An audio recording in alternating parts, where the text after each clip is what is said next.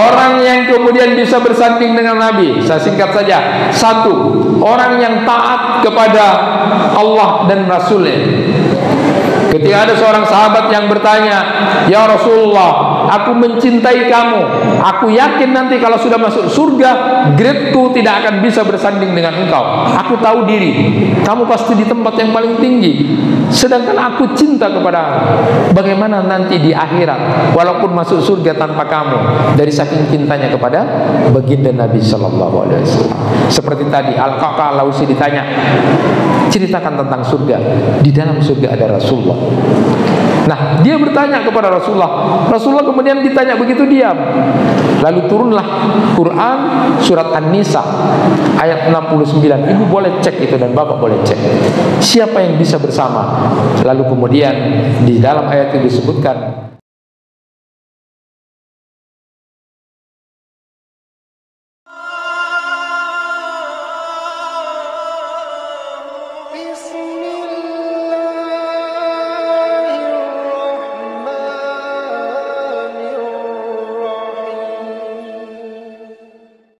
Assalamualaikum warahmatullahi wabarakatuh. Alhamdulillahi rabbil alamin, alladzi amarna an nusliha ma'isatana linailis sa'adah wa naquma bil wajibat fi ibadatihi wa taqwa. Asyhadu an la ilaha illallah wahdahu la syarikalah wa asyhadu anna Muhammadan abduhu wa rasuluh.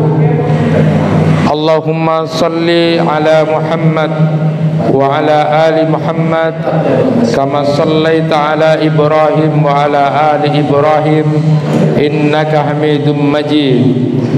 Allahumma barik ala Muhammad wa ala ali Muhammad kama barakta ala Ibrahim wa ala ali Ibrahim innaka Hamidum Majid. Rabbi israh li sadri wa yassir li amri wahlul 'uqdatam min lisani yafqahu qawli. Amma ba'd. Hadratul kiram, para alim, para sepuh, bapak-bapak, ibu-ibu yang tidak bisa saya sebutkan satu persatu. Alhamdulillah, pada pagi hari ini Allah menakdirkan kita untuk bisa bertemu di tempat yang mubarakah ini. Mudah-mudahan pertemuan ini bisa diridhai oleh Allah Subhanahu wa taala. Amin ya rabbal alamin. Hadirin, saya ingin memulai sedikit saja dulu, dan ini adalah inti sebenarnya. Ada doa yang doa itu direkomendasikan oleh Rasulullah sallallahu alaihi wasallam kepada Abu Bakar, kepada Umar untuk dibaca saat Rasulullah sallallahu alaihi wasallam memuji salah seorang sahabat beliau, Ibnu Mas'ud radhiyallahu an, dipuji, kalau ingin tahu bacaan Al-Quran yang diturunkan malaikat Jibril kepadaku, maka tirulah bacaannya Ibnu Mas'ud radhiyallahu anhu, dan tanyalah doa apa yang dibaca oleh beliau. Lalu kemudian singkat cerita, besok harinya Abu Bakar, lalu kemudian Umar secara bergantian paginya datang ke rumahnya Ibnu Mas'ud radhiyallahu anhu. Lalu kemudian dua orang sahabat Nabi yang mulia ini mengabarkan pujian dari Rasulullah kepada Ibnu Mas'ud tentang bacaan Al-Qur'annya. Tetapi lalu kemudian bertanya, doa apa yang kemudian kamu baca sampai Rasulullah sallallahu alaihi wasallam merekomendasi doa itu? Ternyata salah satu di antara permohonan dalam doa itu adalah ingin bersanding, bisa bertemu dan bersama dengan baginda Nabi sallallahu alaihi wasallam di surga yang paling tinggi nanti. Bunyi doa itu mari kita sama-sama kita baca. Allahumma inni as'aluka imanan la yartad wa na'iman la yanfad wa murafaqata nabiyana Muhammadin sallallahu alaihi wasallam fi a'la jannatil khuldi. Jadi doa itu yang dibaca oleh Ibnu Mas'ud radhiyallahu an setiap selesai sholat. Beliau sudah biasakan itu, sampai kemudian direkomendasi oleh Rasulullah kepada Abu Bakar dan Umar. Doa itu adalah berharap, ya Allah, hamba memohon iman yang tidak sekali-kali murtad. Hamba memohon nikmat yang tidak berhenti di dunia, tapi nikmat itu nanti bisa dirasakan di surga. Dan yang ketiga, hamba memohon agar bisa bersanding dan bersama dengan baginda Nabi Muhammad SAW nanti di surga yang paling tinggi dan abadi itu. Inilah permohonan yang luar biasa. Seorang sahabat Nabi bermohon kepada Allah agar bisa bersanding dan bersama dengan baginda Nabi SAW nanti di surga. Pertanyaannya, pantaskah kita berdoa memohon agar bisa bersanding dan bersama dengan baginda Nabi Muhammad SAW? Kalau ada seorang filosof namanya Muhammad Iqbal. Filosof Muhammad Iqbal ini dari Pakistan. Luar biasanya, ketika mau meninggal dunia, bahkan di antara tetesan air matanya itu yang didengar oleh keluarganya, beliau sampai mengatakan begini, Tuhan, jangan pertemukan aku dengan Muhammad nabiku, karena aku malu mengaku umatnya Muhammad, tetapi kelakuanku jauh dari apa yang dicontohkan oleh baginda Nabi sallallahu alaihi wasallam. Bukannya Muhammad Iqbal itu tidak mau untuk bersanding dan bersama dengan baginda Nabi di surga, bukan. Tetapi karena ada perasaan, ya Allah, begitu sangat jauhnya apa yang diajarkan Nabi, apa yang dilakukan oleh Nabi, sampai-sampai kemudian aku merasa tidak pantas untuk bisa bertemu dengan beliau. Setiap hari aku bersalawat, tetapi kadang-kadang kelakuanku jauh dari apa yang diajarkan oleh nabiku Nabi Muhammad. Jangan pertemukan aku, malu kan. Itu Muhammad Iqbal. Kalau Syekh Akram Ridho itu menulis kitab Kaifa Tujarina Habibana Muhammadin sallallahu alaihi wasallam, bagaimana menjadi tetangganya Nabi Muhammad saja. Jadi tidak berani untuk kemudian bisa bersanding dan mengatakan bisa bertemu dan bersanding dengan baginda Nabi sallallahu alaihi wasallam. Karena sadar bahwa mungkin nanti grade surganya itu tidak bisa bertemu dengan baginda Nabi sallallahu alaihi wasallam. Hadirin yang dirahmati Allah, maka pantaskah kita kemudian berdoa sama seperti doanya Ibnu Mas'ud, memohon kepada Allah untuk bisa bertemu dan bersama dengan Rasulullah SAW di surga yang paling tinggi itu. Betul bahwa kita memang punya potensi besar untuk bisa bersanding dengan baginda Nabi SAW. Karena dalam satu riwayat itu disebutkan ketika Rasulullah SAW bertanya kepada para sahabat, tahukah kalian siapa yang imannya paling menakjubkan? Tahukah kalian siapa yang mempunyai iman yang paling menakjubkan itu? Ajaban nas imanan. Lalu kemudian para sahabat ada yang menjawab, malaikat ya Rasulullah. Rasulullah menepis, bukan malaikat. Malaikat itu wajar memiliki iman yang begitu sangat kuat, karena dia dekat dengan Allah, lalu kemudian menurunkan wahyu. Ada banyak tugas yang kemudian dilakukan oleh malaikat dan tahu dengan Allah. Kalau begitu ya Rasulullah adalah para nabi. Bukan. Para nabi itu wajar punya iman yang begitu kuat, karena langsung mendapatkan perintah dan wahyu dari Allah melalui malaikat Jibril. Lalu kemudian kalau begitu, kami para sahabatmu ya Rasulullah. Maka lalu kemudian Rasulullah menjawab, bukan. Wajar kamu punya iman yang menakjubkan. Kenapa? Karena kamu bersama dengan aku, kamu melihat mukjizat-mukjizatku yang terjadi. Kalau bapak dan ibu membaca kitabnya Syekh Mustafa Murad itu tentang mi'ah mukjizat min mukjizatir Rasul, ada 101 mukjizat Rasulullah sallallahu alaihi wasallam itu. Itu luar biasa. Ada 101. Wajar kalau kalian itu kemudian beriman kepada aku karena kalian bersama dengan aku, kata Rasulullah sallallahu alaihi wasallam, melihat mukjizat-mukjizat. Ada banyak mukjizat. Hanya sebagai gambaran kecil saja buat kita hadirin yang dirahmati Allah. Ingat misalnya, alhamdulillah. Jadi ini kalau bahasa manajemen syukur itu, setiap saat itu selalu bilang alhamdulillah. Jadi Rasulullah itu bilangnya begini, ya, kalau ada nikmat yang diberikan kepada kita, maka lalu kemudian kita mengucapkan kalimat alhamdulillahilladzi bi ni'matihi tatimmus shalihat. Kalau ada yang kemudian terasa sesuatu yang kurang baik, tetap mengucapkan alhamdulillah ala kulli halin. Nah, orang Muhammadiyah harus tahu gitu, semua harus tahu itu. Coba dipraktikkan karena kita ingin sama-sama.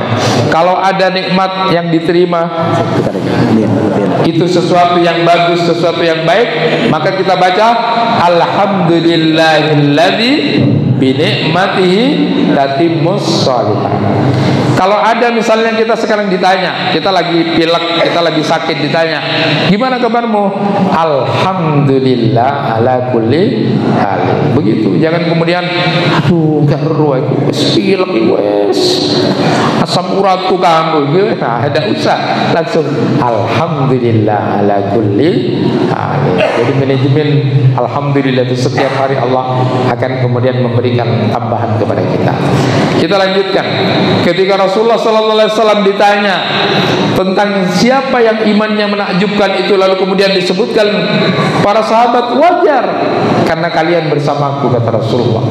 Di antara mukjizat itu mungkin, tapi jangan pakai dipraktikkan untuk yang tidak baik ya. Ada sekian banyak mukjizat itu, misalnya Rasulullah itu pernah tidak dilihat oleh orang-orang kafir pada waktu itu, dan pernah tidak dilihat oleh Ummu Jamil, istri dari Abu Lahab. Itu ingat, ini diantara mukjizatnya. Rasulullah pernah ketika dikepung di rumahnya, ketika mau hijrah ke Madinah itu sudah dikepung, lalu disuruh ganti kepada Ali bin Abi Thalib. Bagaimana Rasulullah keluar? Bagaimana Rasulullah keluar dari kepungan itu? Rasulullah kemudian mengambil tanah, lalu dibacakan Quran surat Yasin ayat 9, lalu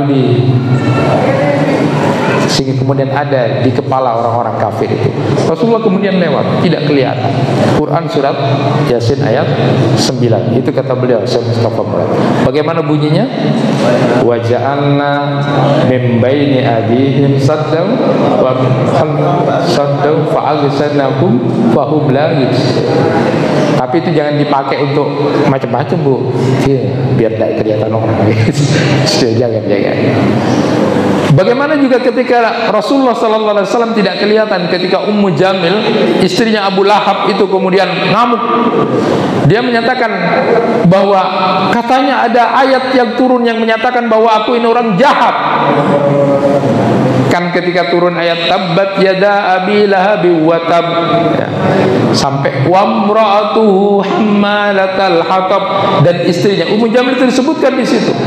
Seandainya dia kemudian paham dan tahu tentang itu, Muhammad itu bohong, aku orang baik kok.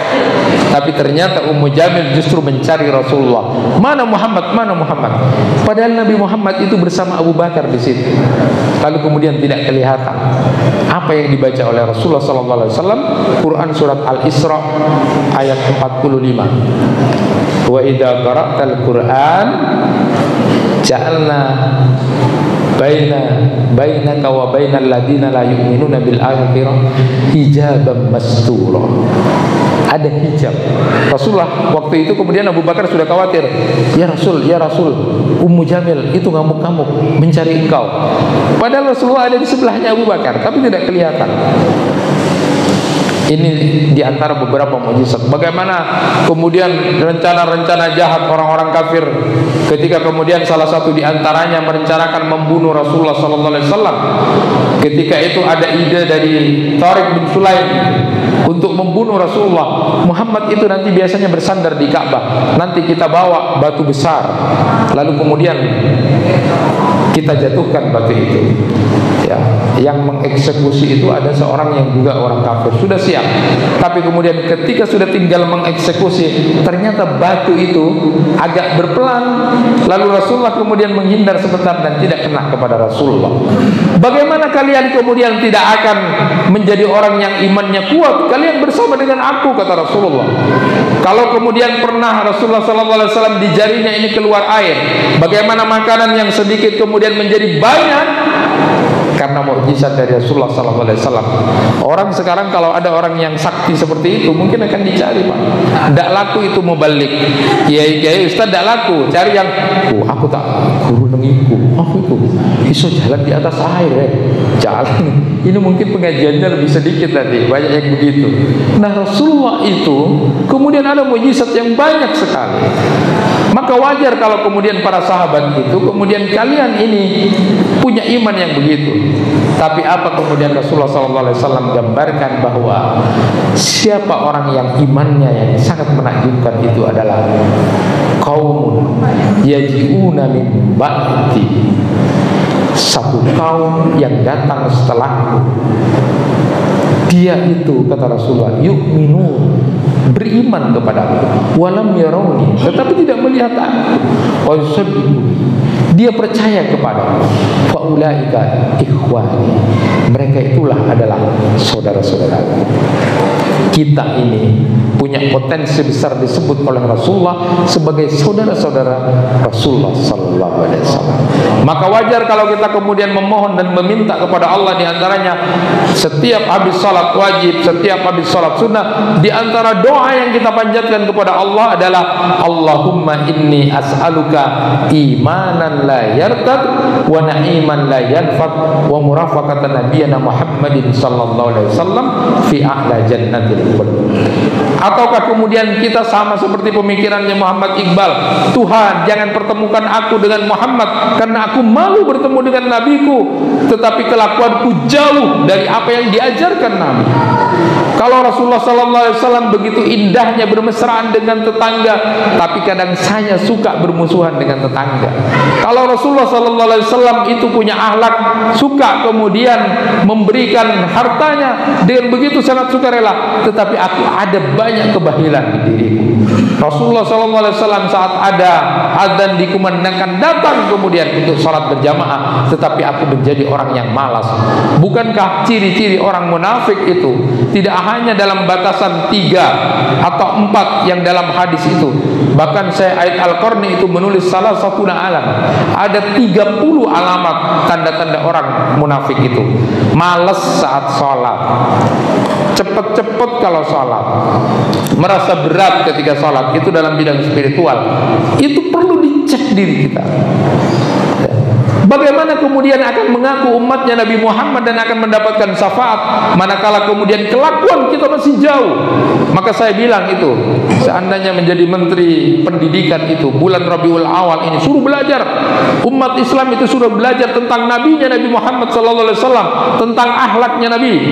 Itu diajari, anak cucu kita diajari, bukan hanya karena Rabiul Awal, tetapi karena Rabiul Awal itu adalah merupakan kelahiran Nabi. Paling tidak diajarkan bagaimana Rasulullah kalau tidur, diajari kepada anak dan cucunya. Apakah bapak ibu sudah mengajarkan itu? Ajari siapa Nabi Muhammad itu. Ajari bagaimana akhlak Nabi. Kalau ke kamar mandi, kalau ke kamar mandi kaki kiri baca doa begini. Diajar begitu. Kalau makan begini, kalau menguap begini. Betapa seandainya kemudian kita dalam 1 bulan ini betul-betul belajar tentang Nabi Muhammad SAW, sungguh akan mendekatkan diri kita kepada Nabi kita, Nabi Muhammad SAW. Allahumma salli ala Muhammad. Nah, hadirin yang dirahmati Allah, pertanyaannya sekarang, siapa yang bisa bersanding dengan Nabi Muhammad SAW? Yang pertama, orang yang bisa bersanding dan bertemu dengan Nabi Muhammad SAW, karena ini masalah cinta, dan tidak main-main. Kalau salah seorang sahabat bernama Al-Qa'qa' Al-Ausi itu ditanya, kulli syai'an anil jannah yusawwikuni ilayha. coba ceritakan sedikit aja tentang surga yang aku rindu untuk bisa ketemu dengan surga atau masuk dalam surga itu. Apa jawab Al-Qa'qah' Al-Ausi? Apa jawabnya Al-Qa'qah' Al-Ausi ketika ditanya, ceritakan tentang surga sedikit saja yang aku rindu untuk bisa ke surga itu? Apa yang dijawab oleh Al-Qa'qah' Al-Ausi? Fiha Rasulullah sallallahu alaihi wasallam, di dalam surga itu ada Nabi kita, Nabi Muhammad sallallahu alaihi wasallam. Allahumma shalli ala Muhammad. Pernahkah kemudian kita berpikir begitu? Kalau Bapak ditanya kira-kira coba ceritakan tentang surga sedikit, pasti yang banyak, di sana banyak bidadari ya. Itu biasa bapak-bapak ya, bidadari. Itu kalau disuruh cerita tentang surga. Kalau ibu-ibu ditanya tentang surga, ceritakan tentang surga yang ibu ketahui. Oh, di sana apa saja yang diminta bisa. Ada pakaian, ada perhiasan. Itu biasa ibu-ibu kan begitu kan? Itu modelnya begitu. Nah, tidak bayangkan ketika Al-Qa'qah' Al-Ausi ditanya, apa? Ceritakan kepada aku tentang surga. Lalu dijawab fiha Rasulullah sallallahu alaihi wasallam. Dari saking rindunya kepada Nabi kita Nabi Muhammad sallallahu alaihi wasallam. Pertanyaannya, seberapa cinta dan rindu kita kepada Nabi Muhammad? Kalau Nabi Muhammad sallallahu alaihi wasallam pernah kemudian bersabda, la yu'minu ahadukum hatta akuna habba ilaihi min walidihi wa walidihi wan nasi ajma'in. Belum dikatakan sempurna iman kita ini kalau kita tidak mencintai Rasulullah sallallahu alaihi wasallam lebih dari cinta kita kepada orang tua kita, anak kita dan siapapun. Bayangkan, lebih cintanya kita daripada orang tua kita, anak kita dan siapapun. Siapapun itu termasuk suami atau istri. Apalagi cuma mantan, tidak boleh itu diikutkan ya, bahaya. Karena banyak orang reuni-reunian kemudian ingat-ingat itu, tidak boleh. Nah, tidak sempurna imannya. Bahkan ketika Umar bin Khattab itu bersama dengan Rasulullah sallallahu alaihi wasallam, ketika kemudian digandeng oleh Rasulullah sallallahu alaihi wasallam, Umar mengatakan, "Ya Rasulullah, tidak ada yang kucintai selain diriku kecuali kamu ya Rasulullah." Maka Rasulullah bilang, "Kamu belum cinta sebelum engkau mencintai diriku lebih dari dirimu sendiri." Maka kemudian Umar mengatakan, "Al-an ya Rasulullah, sekarang semua cintaku untukmu ya Rasulullah, bahkan melebihi cintaku pada diriku sendiri." Baru Rasulullah kemudian mengatakan, inilah yang kemudian benar cintanya. Seberapa kita cinta kepada Rasulullah. Kalau selama ini kita tidak mengenal, makanya saya bilang betul tadi, kalau orang Muhammadiyah kemudian misalnya disebut orang yang tidak suka bersalawat, siapa bilang orang Muhammad itu rajin bersalawat? Tetapi tidak harus dengan identik dengan acara tertentu atau kemudian dengan acara-acara tertentu. Tidak. Saya bilang, bukankah kemudian ketika kita masuk masjid biasakan melangkah dengan kaki kanan, bismillah, Allahumma ftah li abwaab rahmatika, Allahumma salli ala Muhammad wa sallim. Keluar dari masjid, Allahumma inni as'aluka min fadlikal azim, Allahumma salli ala Muhammad wa sallim. Apa yang tidak bisa kita baca? Banyak bersalawat kepada Nabi akan menginternalisasi Muhammad. Saya pernah menyampaikan, kenapa kemudian orang itu banyak berzikir atau orang menyebut sesuatu agar terinternalisasi di dalam dirinya. Betapa luar biasanya akhlak baginda Nabi Muhammad SAW dalam kehidupannya, ketika beliau memberikan contoh yang luar biasa. Saat kemudian kita misalnya dibully, disakiti orang, kita sakit Bu, sakit Pak. Tapi kemudian kita berpikir, langsung bersalawat kepada Nabi, Allahumma salli ala Muhammad wa sallim. Ya Rasulullah, engkau orang yang akhlaknya paling sempurna, engkau orang yang paling mulia, tidak pernah berbuat salah, tapi engkau masih dilempar dengan batu, engkau masih dilempar dengan tahi onta, engkau masih dilempar dengan tahi kambing, engkau dibilang orang gila, engkau dibilang tukang sihir, tetapi hatimu ya Rasulullah luar biasa memberikan contoh kepada kita. Itu yang kemudian kita harus canangkan dalam hati. Suatu saat kita dibully, suatu saat sakit kan, tapi pernahkah kita berpikir, ya Rasulullah, engkau orang yang sempurna, tapi engkau memaafkan, aku baru saja digituin sudah sakit, tetanggaku mengatakan begitu, sahabatku mengatakan sakit, saya dibully, Pernahkah di antara kita ada yang melempar batu kita? Pernahkah ada yang melempar tahu kambing? Tidak ada. Kalau ada yang sampai begitu, carok itu Pak, kalau orang Madura carok. Nah, Rasulullah itu memaafkan. Bagaimana kemudian kita tidak bersalawat kepada Rasulullah sallallahu alaihi wasallam? Saya ingin membuktikan betapa cintanya Rasulullah kepada kita. Sebelum nanti saya akan kupas siapa orang yang bisa bersanding dengan baginda Nabi sallallahu alaihi wasallam. Ada ayat yang kemudian sering kita dengarkan. Laqad ja'akum rasulun min anfusikum azizun 'alaihi ma anittum harisun 'alaikum bil mu'minina raufur rahim. Perhatikan yang pertama, ada orang yang banyak membaca tapi kadang-kadang tidak tahu tentang itu. Laqad ja'akum rasulun min anfusikum, telah datang seorang rasul utusan Tuhan dari golongan kamu. Nabi Muhammad itu adalah dari golongan kita manusia. Nabi Muhammad bukan malaikat, Nabi Muhammad bukan jin. Karena kadang-kadang kita ketika kemudian berbenturan cerita, kenapa kamu tidak meniru Nabi Muhammad? Itu kan Nabi, saya kan manusia biasa. Lalu apa arti bacaan laqad ja'akum rasulun min anfusikum? Supaya kita sedikit banyak mau meniru baginda Nabi sallallahu alaihi wasallam. Bukankah sudah disebutkan di dalam ayat Al-Qur'an yang lain bahwa ada uswah hasanah di diri Nabi kita Nabi Muhammad sallallahu alaihi wasallam. Betapa luar biasanya Nabi Muhammad. Yang pertama disebutkan di situ, azizun alaihi ma anittum. Amat sangat berat apa yang dirasakan oleh Rasulullah tentang penderitaan umat. Betapa Rasulullah sallallahu alaihi wasallam memaafkan orang yang Taif yang melempar beliau. Ketika malaikat Jibril sampai kemudian, perintahkan aku, apa yang kamu mau? Maafkan, maafkan. Mereka tidak tahu. Hebat Nabi Muhammad. Maka kalau kita marah, la taghdab walakal jannah, ingat Rasulullah, jangan kamu marah, kamu dapat surga. Allahumma salli ala Muhammad wa sallim. Ditahan seperti itu. Nabi Muhammad itu memikirkan kita. Bukankah para rasul itu punya doa yang mustajabah, akan dikabulkan oleh Allah?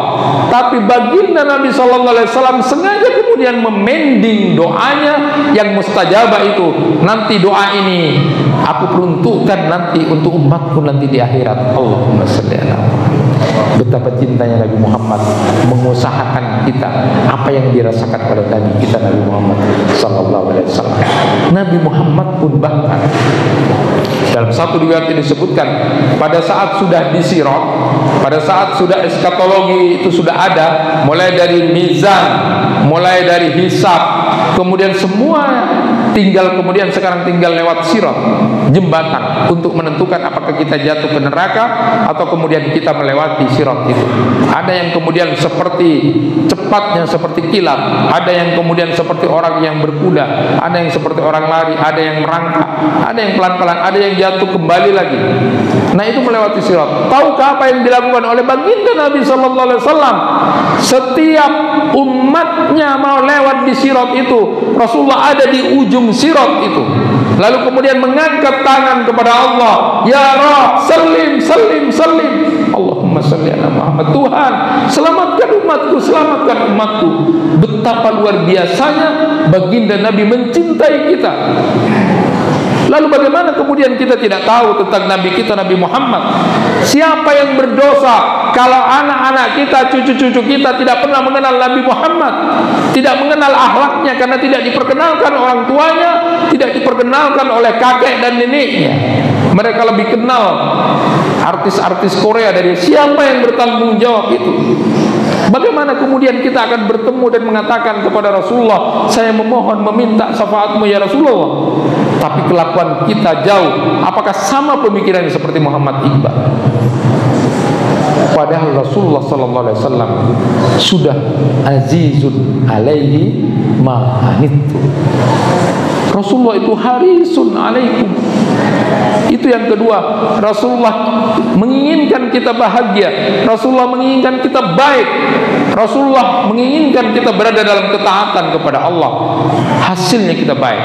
Maka dalam satu riwayat disebutkan bahwa separuh penduduk surga itu adalah umatnya Nabi Muhammad. Dan bahkan dalam riwayat yang lain disebutkan, ada ulama yang menyebutkan 2/3 penduduk ahli surga itu adalah umatnya Nabi Muhammad.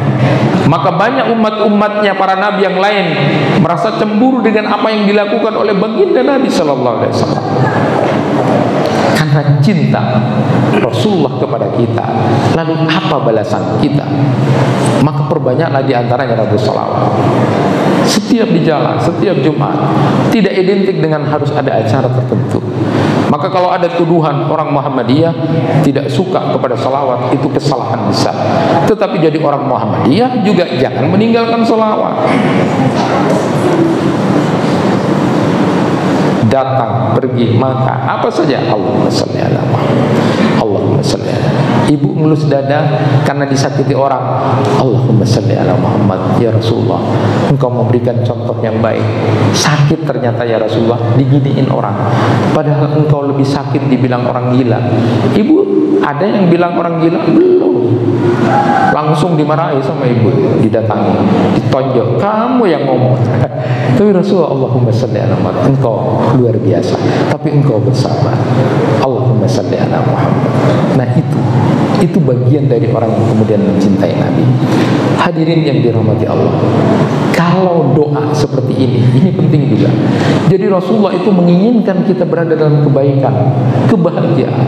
Hebatnya, ini contoh romantis spiritualnya Rasulullah SAW. Saya ingin sampaikan ini. Suatu saat Aisyah radhiyallahu anha melihat baginda Nabi dalam keadaan sumringah, dalam keadaan bagus, katanya orang Madura itu cember.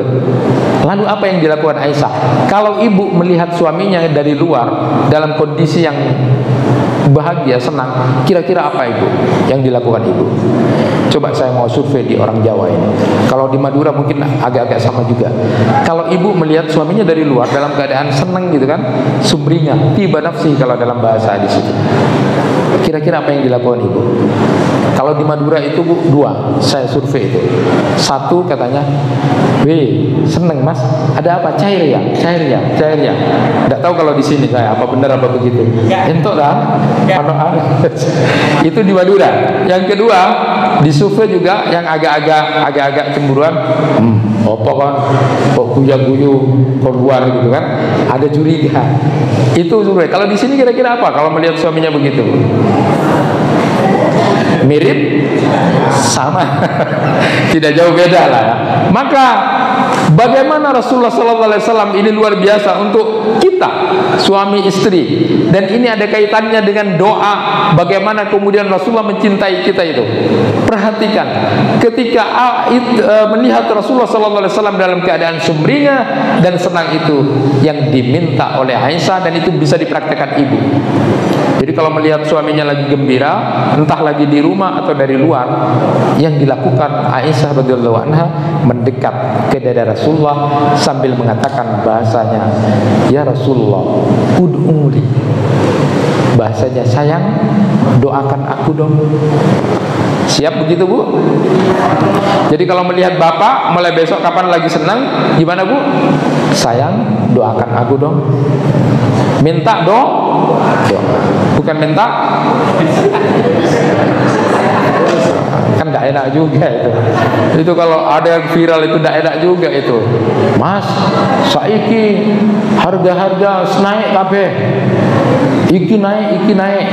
Kon bulanane lek ndak dinaikno, kon gak entuk naik aku. Kan ndak enak itu kan. Itu jelek. Jangan ditiru Bu. Jadi modelnya itu adalah ketika melihat suami dalam keadaan bahagia dan senang, seorang istri yang bagus itu mendekat sama suaminya lalu mengatakan, sayang, doakan aku. Itu yang dilakukan. Nah, saat itu kemudian Rasulullah SAW mengangkat tangan. Nah, bapak-bapak ini hafalkan ini doa. Hafalkan. Ibu-ibu sudah tahu sikapnya kalau bapaknya gembira, bapak-bapak hafalkan doanya. Rasulullah mengangkat tangan di depan Aisyah, lalu kemudian berdoa, Allahumma ghfir li Aisyah ma taqaddama min dhanbiha wa ma ta'akhkhar wa ma asrar wa ma a'lana. Ya Allah, ampuni dosa-dosa Aisyah istriku ini, dosa yang terdahulu maupun dosa yang akan datang, dosa yang disembunyikan maupun yang kemudian tampak. Apa yang dilakukan Aisyah ketika sudah didoakan itu? Aisyah langsung menjatuhkan kepalanya di dada Rasulullah. Lalu Rasulullah bertanya, kamu senang sayang? Kamu senang didoakan begitu? Tentu tentu ya Rasulullah, siapa yang tidak senang didoakan suaminya dalam keadaan seperti itu? Hebat. Lalu Rasulullah menyatakan, fa innaha la du'ai li ummati fi kulli salatin. Demi Allah, kata Rasulullah, sesungguhnya doa ini aku baca setiap selesai salat agar umatku selalu diampuni dosanya oleh Allah Subhanahu wa taala. Allahumma shalli ala Muhammad. Rasulullah mencontohkan, mendoakan agar umatnya kemudian didoakan agar diampuni dosanya. Bagaimana dengan kita yang selalu meminta?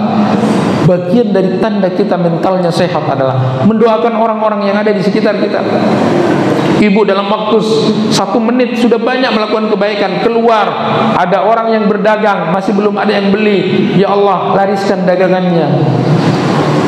Apa balasannya buat itu? Malaikat menjawab, amin, dan mudah-mudahan itu seperti kamu. Lihat ada anak yatim, ya Allah berikan dia kekuatan dan kesabaran. Setiap ibu jalan dalam 1 menit saja, sudah siapapun yang kemudian ibu ketemu punya hati yang bersih, didoakan, maka malaikat akan mendoakan ibu. Itu mentalnya sehat. Sama seperti tadi itu, kalau saya di bimbingan perkawinan ini selalu menyampaikan itu buat bapak dan ibu itu, saya katakan laki-laki itu adalah dalam hadis Nabi itu disebutkan, ma akraman nisa illa karim wa ma ahana unla illa laim. Hanya laki-laki yang terhormatlah, hanya laki-laki yang mulialah, yang selalu hati dan pikirannya ingin membahagiakan istrinya.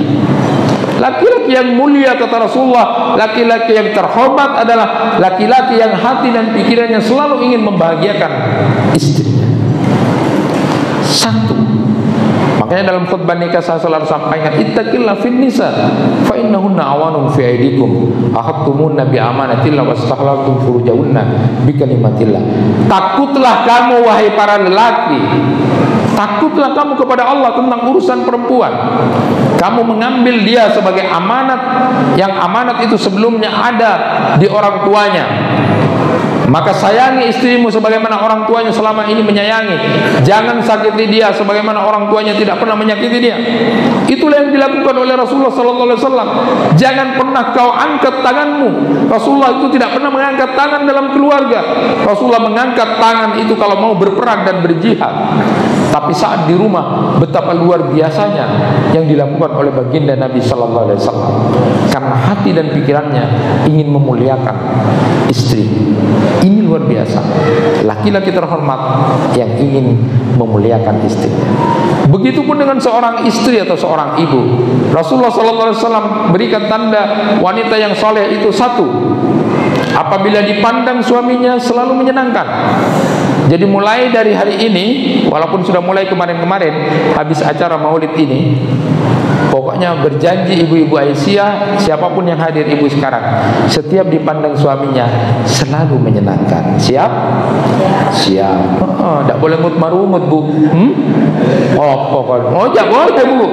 Orang yang mencintai Rasulullah itu satu, wanita salehah itu ketika dipandang suaminya selalu menyenangkan. Dikasih 3 juta dengan 1 juta sama. Jangan seperti yang viral-viral itu. Ketika dikasih 1 juta, Dek, apa sayang? Dikasih 100.000, Dek, apa? Dikasih 20.000, malah lebih parah lagi, Dek. Tidak boleh. Tidak boleh. Wanita yang salehah itu adalah apabila dipandang suaminya selalu menyenangkan. Ini orang yang mencintai Nabi. 2, ketika diperintah suaminya taat. Yang ketiga, kalau ditinggal suaminya bisa menjaga kehormatan dirinya dan harta suaminya. Bahkan Rasulullah menambahkan, ini beda loh, laki-laki dengan perempuan beda memang. Laki-laki itu sedikit tapi luas hati dan pikirannya memuliakan istri. Tapi kalau perempuan harus dijelaskan, karena memang laki-laki dan perempuan itu beda. Dari sisi psikologis saja berbeda, kemampuan berbicaranya beda, Pak. Laki-laki itu perbandingannya 1:4. Jadi kalau hari ini bapak berbicara 1000, itu ibu 4000 kata. Jadi harus maklum. Jadi kalau kita pulang, istri kita ceramah ngomong, dengarkan. Jangan kemudian kamu kok cerewet sih jadi perempuan. Jangan, biarkan. Bersyukurlah kita kemudian ketika istri kita itu berbicara. Apa maknanya adalah alhamdulillah istriku ternyata seorang perempuan. Ya. Bukan baji. Atau sebaliknya, ketika ibu kemudian bapaknya begitu banding 1, Bu. Ibu cerita di WA, lalu kemudian dibalas oleh suaminya cuma oke. Ya Allah Mas, aku sepanjang-panjang kok jawab oke. Lebih parah lagi, iya. Maka seorang istri yang baik ketika begitu, maka kemudian katakan alhamdulillah suamiku seorang laki-laki. Itu jadi tidak tengkar, Bu, tidak tengkar. Kalau tahu ilmu psikologisnya itu, saya ngajari ini 2 hari di bimbingan anak-anak yang mau nikah itu secara psikologis, bagaimana mengatur keuangan dan sebagainya. Nah, perempuan itu bedanya itu, Pak. Makanya kalau bapak nanti pulang, lalu kemudian istrinya cerita, dengarkan. Walaupun itu sudah cerita ketiga kali, anggap yang pertama, Pak. Oh, ngoten gitu. Oh, itu cok, kok cerewet wes deket kalau 3 kali kamu udah cerita jangan, biarkan. Makanya sekarang bapak-bapak kalau istrinya cerita sama laki-laki lain baru cemburu marah. Tapi giliran istrinya mau cerita tidak didengarkan. Itu dari mana itu? Karena kita tidak menjadikan diri kita romantis dalam spiritual. Saya sampaikan, Rasulullah kemudian, maukah engkau jadi bidadari surga? Tidak hanya menjadi wanita yang soleha. Cirinya apa? 1, ya, al-wadud. Yang kedua al-walud. Yang ketiga adalah al-aun. Ini saya sampaikan di beberapa pejabat pertemuan ibu-ibu PKK di Pengkap di sana itu. Saya sampaikan sampai kemudian baru tahu, Ustaz. 1, tidak hanya menjadi istri soleha, tapi akan menjadi calon bidadari surga. Tapi tidak usah beli kaos nanti, ayo calon bidadari surga. Gak apa-apa nanti masjid ibu-ibu mukmin ya di sini kemudian pakai kaos gitu. Cirinya yang pertama al-wadud, penuh dengan kasih sayang, santun, kasih sayang yang luar biasa kepada suami dan anaknya. Itu calon bidadari surga. Jadi kalau saya memberikan gambaran, kalau suaminya memanggil istrinya dengan volume 8, calon bidadari surga. Apalagi pas suaminya lagi sakit nih, calon bidadari surga. Tapi kalau gini, opo ae sih Mas, itu gak masuk, gak ono bidadari surga begitu. Jadi al-wadud, karena itu pengaruh. Bagaimana kemudian tidak akan memarahi anaknya kalau sudah seperti itu? Iki podo karo bapak, tak tendang, anaknya dikasarin juga. Maka calon bidadari surga itu adalah al-wadud, penuh dengan kasih sayang, penuh dengan kesantunan. Pulang dari maulid ini nanti semakin santun karena siap jadi calon bidadari surga yang bisa bertemu dengan baginda Nabi sallallahu alaihi wasallam. Yang kedua al-walud, siap punya anak berapa saja yang diminta suaminya ya. Siap Bu, siap, ayo siap. Itu berarti ibu siap. Dan yang ketiga ini yang penting lagi adalah al-a'un. Dan ini banyak dipraktekkan, tidak dipraktekkan orang. Padahal Rasulullah menggambarkan seorang istri ketika bertengkar dengan suaminya, maka tidak menunggu besok hari, tapi hari itu juga dia ambil tangan suaminya lalu mengatakan, Mas, aku tidak bisa tidur malam ini kalau kau tak maafkan aku. Bidadari surga. Ibu-ibu di sini begitu ya Pak? Kalau bertengkar nunggu besoknya, biarlah dikucek, enggak. Biasa itu Mas. Enggak. Bidadari surga ketika bertengkar siapapun yang salah. Kalau ibu mengatakan kalau yang salah saya Ustaz wajar, tapi kalau suami saya yang salah, tidak apa-apa. Bidadari surga ambil tangannya. Nanti malamnya, sayang, aku tidak bisa tidur kalau kau tidak maafkan aku. Karena laki-laki ego biasanya. Oh enggak sayang, aku yang salah, kok kamu yang minta maaf. Dari tadi kok tidak minta maaf kamu sayang. Tapi tidak usah begitu. Tapi itu bagian dari bidadari surga. Orang yang kemudian bisa bersanding dengan Nabi, saya singkat saja. 1, orang yang taat kepada Allah dan Rasulnya. Ketika Ketika ada seorang sahabat yang bertanya, "Ya Rasulullah, aku mencintai kamu. Aku yakin nanti kalau sudah masuk surga, gradeku tidak akan bisa bersanding dengan engkau. Aku tahu diri, kamu pasti di tempat yang paling tinggi. Sedangkan aku cinta kepadamu. Bagaimana nanti di akhirat, walaupun masuk surga tanpa kamu?" Dari saking cintanya kepada baginda Nabi Sallallahu Alaihi Wasallam. Seperti tadi Al-Qaqa Al-Lausi ditanya, ceritakan tentang surga. Di dalam surga ada Rasulullah. Nah, dia bertanya kepada Rasulullah. Rasulullah kemudian ditanya begitu diam. Lalu turunlah Quran surat An-Nisa ayat 69. Ibu boleh cek itu dan bapak boleh cek. Siapa yang bisa bersama? Lalu kemudian di dalam ayat itu disebutkan, wa may yuti'illah wa rasulah fa ulaika an'amallahu alladziina minan nabiyyin was-siddiqin wasyuhada was-shalihin ulaika rafiqa hasuna rafiqa. Di situ disebutkan yang bisa bersanding bersama Nabi itu adalah, pertama adalah orang yang siddiq, orang yang jujur dalam beragama. Yang kedua syuhada, orang-orang yang mati syahid. Yang ketiga adalah orang-orang yang soleh, yang bisa bersanding. Maka lalu kemudian Rasulullah mendoakan, mudah-mudahan kamu termasuk di antara golongan yang tiga itu, sehingga bisa kedudukanmu bersanding dengan para nabi dan bersama aku, kata Rasulullah.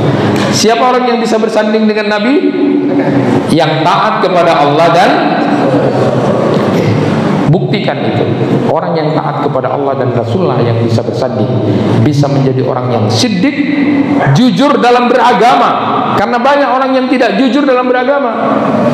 Orang yang syuhada, orang yang mati syahid, dan orang-orang soleh, orang yang kemudian tergolong orang soleh. Orang soleh itu digambarkan nanti pada saat kita usung jenazahnya itu. Orang-orang soleh mengatakan, ayo cepat, aku sudah rindu kepada Allah. Tapi kalau dia bukan dari orang yang soleh, ketika diusung itu, mau dibawa kemana? Aku mau dibawa kemana? Itu orang-orang yang kemudian tidak sadar tentang itu. Jadi berbahaya. Masalah umur ini juga kita harus perhatikan. Jadi menurut WHO itu, hidup rata-rata laki-laki itu paling panjang itu 69 rata-rata. Ada yang lebih, bahkan ada yang banyak yang kurang.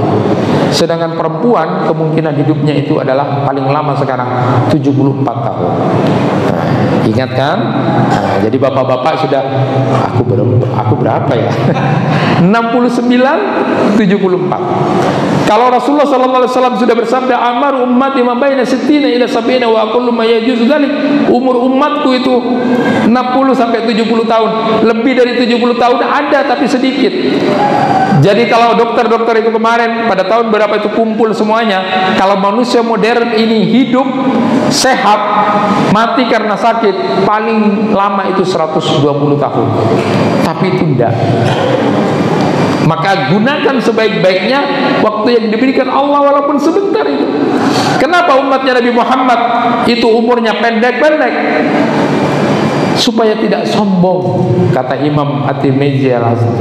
Supaya tidak sombong, supaya tidak lupa diri.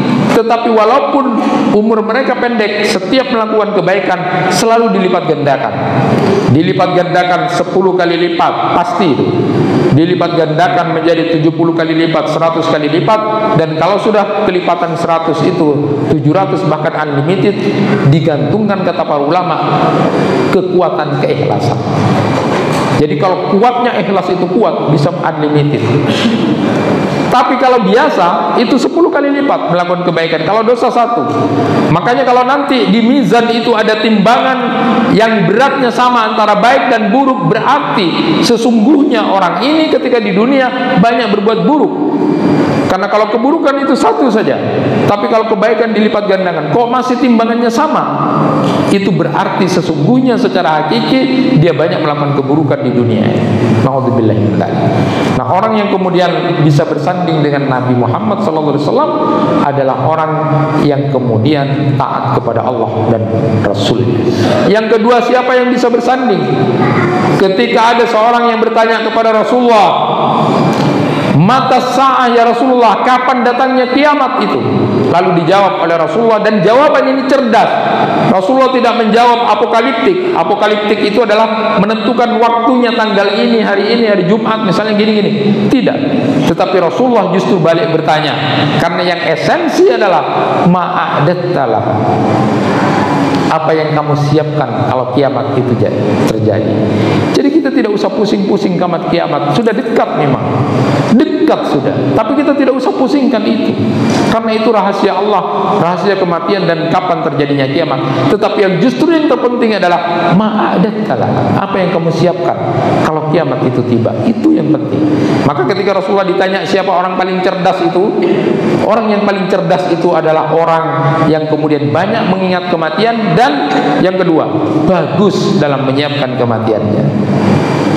Jadi jangan cuma mengingat mati saja, datang ke kuburan sudah ingat mati, banyak yang bukan, tapi juga bagus dalam menyiapkan bagaimana kalau dia sudah mati. Yang kedua, orang yang bisa bersanding dengan Nabi itu adalah mencintai Nabi. Ketika ditanya, apa yang kamu siapkan? Aku tidak punya amal yang banyak ya Rasulullah, tetapi aku mencintai engkau banget. Lalu apa yang dijawab oleh Rasulullah? Anta ma'aman ahbabta, kamu akan bersama dengan orang yang engkau cintai. Maka kalau kita ingin bersanding dengan Nabi, cintai Nabi kita. Cintai itu ada bukti. Orang-orang Nasara, orang-orang Yahudi, mereka mencintai para nabi dan rasulnya. Tapi kenapa mereka masuk neraka? Karena mereka menyelisihi apa yang diajarkan oleh nabi dan rasulnya. Jadi mereka menganggap sebagai Tuhan, itu menyelisihi. Jadi tanda orang cinta itu tidak cukup dengan mengatakan cinta, tapi harus dibuktikan. Sama dengan ibu. Kalau ibu dikatakan, bapaknya bilang, aku cinta sama kamu, tidak perlu itu. Perhatian kamu, tambahan anumu, segala macam itu tanda cinta. Harus ada bukti. Begitulah mencintai Nabi, maka kita senang dengan apa yang menjadi kesenangan Nabi. Kita tidak suka kepada apa yang tidak disuka oleh Nabi. Bapak dan ibu boleh membaca kitabnya Syekh At-Tarsa, Syekh Adnan At-Tarsa, Mada Yuhibbun Nabi wa Yakrahu. Itu bisa dikaji juga dalam 1 bulan ini. 1 bulan ini ada kitab yang standar yang harus kita pahami, As-Sama'il Al-Muhammadiyah, tentang Nabi Muhammad itu bagaimana kepribadiannya, gimana terus itu dipahami. Kemudian bisa juga dengan Kaifa Amaluhumnya Syekh Shalih Al-Munajjid, bagaimana Rasulullah itu berinteraksi dengan sesama, dengan orang kaya, dengan orang munafik, dengan orang miskin, dengan siapapun. Rasulullah itu begitu sangat indah. Boleh itu dipelajari. Kita juga belajar diantaranya apa yang disukai Nabi dan apa yang tidak disukai. Orang yang mencintai Nabi, dia belajar banyak apa yang disukai Nabi dan apa yang tidak disukai, sehingga kemudian dalam dirinya terinternalisasi bahwa dia benar-benar mencintai baginda Nabi. Yang ketiga, orang yang bisa bersanding dengan Nabi. Dalam satu riwayat disebutkan ada seorang pembantu Rasulullah namanya Rabi'ah bin Ka'ab Al-Aslami. Ketika dia kemudian membantu untuk mengambilkan air wudhu, lalu kemudian Rasulullah mengatakan, "Sal, kamu minta apa?" Ditanya, "Kamu minta apa?" Apa yang dijawab? Dijawab oleh Rabi'ah bin Ka'ab Al-Aslami. Dia menjawab, "Inni as'aluka murafaqata fil jannah." Aku coba minta bisa menemani engkau ya Rasulullah di surga.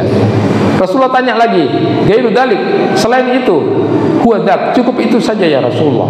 Lalu kemudian Rasulullah menjawab, apa yang diminta oleh Rabi'ah bin Ka'ab Al-Aslami itu, dengan mengatakan, "Bantu aku memenuhi keinginanmu itu dengan dikasrati sujud, dengan banyak melakukan sujud, dengan banyak melakukan sholat." Jadi yang ketiga yang bisa bersanding dengan Nabi siapa? Orang yang kemudian sholatnya bagus. Maka itu suit dengan bahwa yang nanti pertama kali akan dihisab adalah sholat. Di situ disebutkan sujud. Ada penelitian bahwa sujud itu bagus, terutama untuk bapak-bapak dan ibu-ibu. Kalau tidak ingin kena stroke, perlama dalam sujud. Ya, itu secara medis. Kalau secara fikih jelas, sudah perbanyak kamu membaca doa waktu sujud. Kenapa? Karena dekatnya seorang hamba dengan Tuhan itu adalah pada saat sujud. Kenapa? Karena kepala pada waktu itu, kehormatan kita kepala di bawah.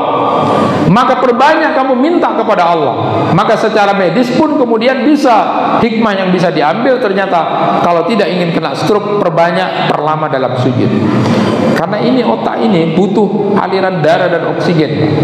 Makanya kenapa hikmahnya di waktu zuhur itu, waktu zuhur itu apa? Yang disukai oleh Nabi, salat 4 rakaat sebelum zuhur. Zuhurnya sendiri 4 rakaat, sesudah itu 2 rakaat. Paling banyak itu. Kenapa zuhur? Karena nanti kita bekerja, lama waktunya bekerja ini. Nanti sudah stres kita, jam 11 itu stres. Maka untuk memfungsikan kembali Allah kemudian panggil kita dan perbanyak sujud. Allahumma inni, ya. Maka kemudian bantulah aku, a'inni ala nafsika bi kasrati, bantu aku untuk memenuhi keinginanmu, untuk bisa bersanding denganku dengan memperbanyak sujud. Sujud yang bagus itu yang lama juga untuk ibu-ibu hamil, itu menghindari terjadinya anak lahir dalam keadaan sungsang, membentuk payudara yang bagus, membentuk tubuh yang bagus, perlama sujud. Tidak mau stroke, perlama sujudnya. Ini luar biasa. Kalau kemudian Ibnu Qayyim menyebutkan, kalau kamu ingin tahu siapa orang yang paling zuhud, maka itulah yang namanya Rabi'ah bin Ka'ab al-Aslami. Kenapa? Karena ketika ditawarkan oleh Rasulullah, kamu minta apa lagi? Cukup ya Rasulullah, pokoknya aku bisa bersama dengan engkau nanti di surga. Coba kalau bapak-bapak ibu-ibu ditanya sama Rasulullah, ketemu, kamu minta apa? Anu ya Rasulullah, kulo saya masih belum punya rumah ya Rasulullah, saya belum punya mobil. Diminta macam-macam. Tapi Rabi'ah bin Ka'ab al-Aslami dia coba mengatakan kalau kamu ingin tahu zuhudnya seorang sahabat, lihatlah Rabi'ah bin Ka'ab al-Aslami. Maka kemudian Ibnu Qayyim juga mengatakan, perhatikan, manusia itu berdiri 2 kali di hadapan Allah. Pertama ketika berdiri dalam sholat, dan yang kedua adalah ketika berdiri nanti di padang mahsyar. Maka kalau berdirinya dia di waktu pertama atau di dunia bagus, maka ketika dia berdiri untuk mempertanggungjawabkan amalnya akan bagus. Tapi kalau berdirinya di dunia tidak bagus, maka nanti pada saat di akhirat juga tidak akan bagus. Maka kalau kita ingin bersanding dengan Rasulullah SAW, perbaguslah sholatnya, perbanyaklah sholat kita dan sujud kita kepada Allah diperlama. Yang keempat, ada 7 tapi singkat-singkat, tidak apa-apa, lagi ngundang jauh-jauh dari Madura ya. Ditahan sebentar, nanti kalau yang Ustadz sini sebentar tidak apa-apa. Nah yang keempat ada 7, sudah tinggal sedikit. Yang keempat itu adalah orang yang kemudian akhlaknya bagus. Rasulullah menyebutkan kedudukannya orang yang nanti dekat denganku di surga adalah orang yang akhlaknya bagus. Bukankah baginda Nabi SAW dipuji oleh Allah karena apanya?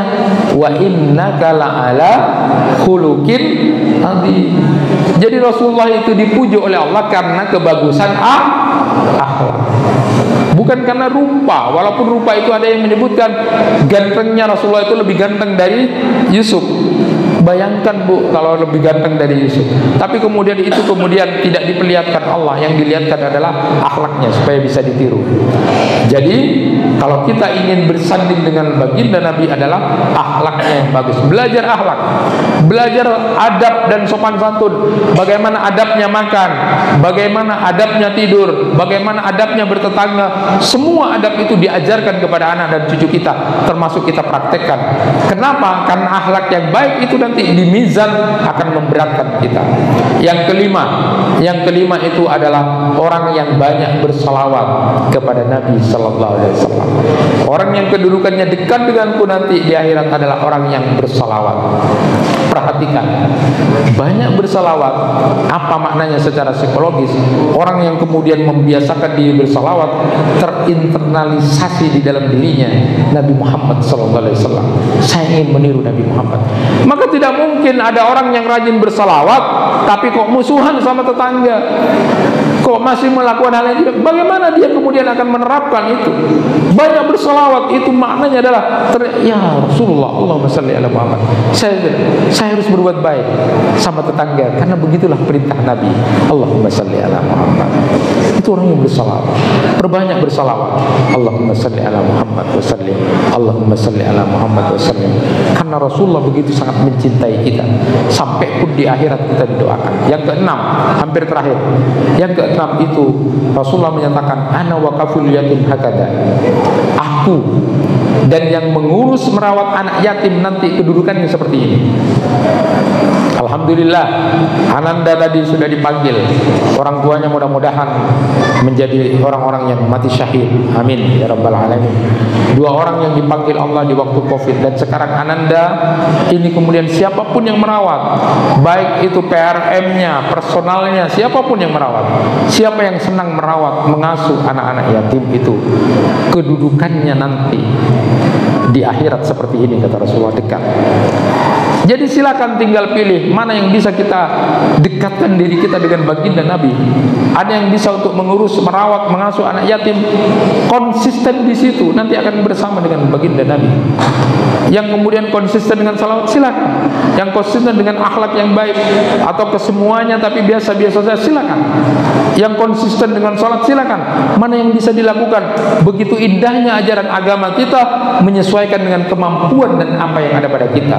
Dan yang terakhir adalah disebutkan dalam hadis, orang tua yang memiliki 2 anak perempuan atau lebih, lalu dia bersabar menjaga, merawat, mendidik anaknya sampai dinikahkan, dan ketika sudah dinikahkan ternyata anaknya punya masalah dengan suaminya, lalu kembali kepada orang tuanya masih menerima dan sabar dan mencarikan lagi, maka orang tua yang seperti ini kedudukannya nanti di akhirat, kata Rasulullah, seperti ini denganku.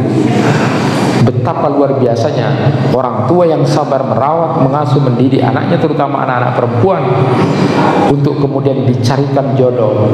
Nanti ketemu ternyata ada masalah, dicarikan lagi dengan sabar. Orang tua yang penuh dengan kesabaran ini, kedudukannya nanti di akhirat seperti ini, kata Rasulullah, seperti jari tengah dan jari telunjuk.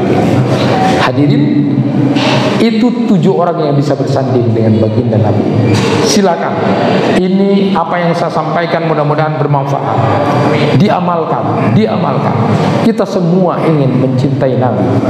Kita semua ingin bersama dengan Nabi. Jangan menjadi orang pesimis, dan jangan menjadi orang yang kemudian pikirannya rendah. Ada orang mengatakan begini, sudahlah, yang penting masuk surga, yang penting tidak masuk neraka. Biar sudah di surga yang paling bawah-bawah, yang penting tidak neraka. Jangan. Yang kita doakan adalah, Allahumma inni as'aluka imanan la yartab, wa na'iman la yanfad, wa murafaqatan nabiyyina Muhammadin sallallahu alaihi wasallam fi a'la jannatil khuld. Ya Allah, aku memohon iman yang tidak sedikit pun, tidak sekali-kali murtad, dan nikmat yang tidak hanya berhenti di dunia, kita kaya, kita jadi orang terpandang, nikmat itu tidak berhenti di dunia. Ya Allah, kalau bisa nikmat itu terus, tidak berhenti sampai kemudian merasakan surga, dan kemudian memohon dan bisa bersanding bersama dengan baginda Nabi sallallahu alaihi wasallam di surga yang paling tinggi dan abadi. Beranilah kita kemudian untuk berdoa kepada Allah, meminta itu. Allahumma salli ala Muhammad wa sallim. Allahumma salli ala Muhammad wa sallim. Allahumma salli ala Muhammad wa sallim. Cintamu ya Rasulullah kepada kita akan kita balas dengan kebaikan, karena Rasulullah yang ketiga, bil mu'minina raufur rahim, dan sesama mukmin selalu penuh dengan kasih sayang, penyantun, dan selalu penuh dengan kebaikan-kebaikan. Mudah-mudahan kita menjadi umatnya Nabi Muhammad yang kemudian bisa kemudian bertemu dengan telaga baginda Nabi sallallahu alaihi wasallam, dan kita bisa bersama dengan baginda Nabi Muhammad sallallahu alaihi wasallam kelak nanti di surganya Allah. Itu yang bisa disampaikan, mudah-mudahan bermanfaat dan bisa dipraktikkan kita bersama. Apa yang salah itu adalah kehilafan saya, apa yang benar semata-mata itu adalah dari Allah Subhanahu wa taala. Nasrun minallah wa fathun qarib wa basyiril mu'minin. Wassalamualaikum warahmatullahi